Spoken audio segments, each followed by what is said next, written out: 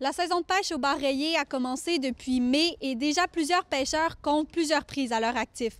Pour le moment, on ne peut pas affirmer que le nombre de poissons est en augmentation depuis les années précédentes.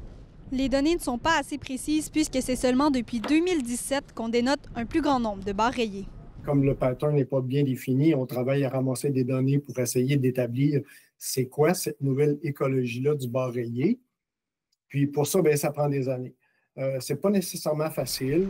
Les observations des pêcheurs restent toutefois importantes puisqu'elles représentent les meilleurs indicateurs, selon Michel Barry.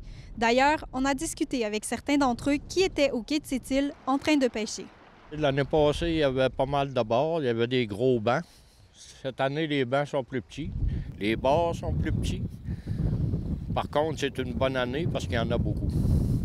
À comparer à l'année passée. L'année passée, il y en avait beaucoup, mais la pêche a été moins bonne un peu. Ils sont gros pareil, là, ça va du 55 à 75 cm des fois. Là. Fait que c'est du gros poisson pareil, le bar rayé.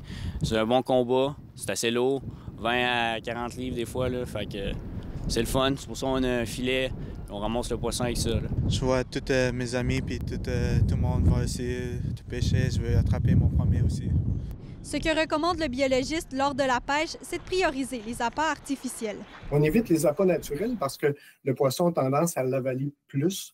Donc, si on a de la remise à l'eau à faire, puis qu'un poisson avale un appât naturel, bien, il se blesse plus. À ce moment-là, la remise à l'eau est plus difficile. Michel Barry indique que les données sur la migration du bar rayé est toujours en évolution. Le ministère de la Faune continue ses recherches sur l'évolution du bar rayé partout au Québec. Ici Elia Rousseau, Radio-Canada, Sept-Îles.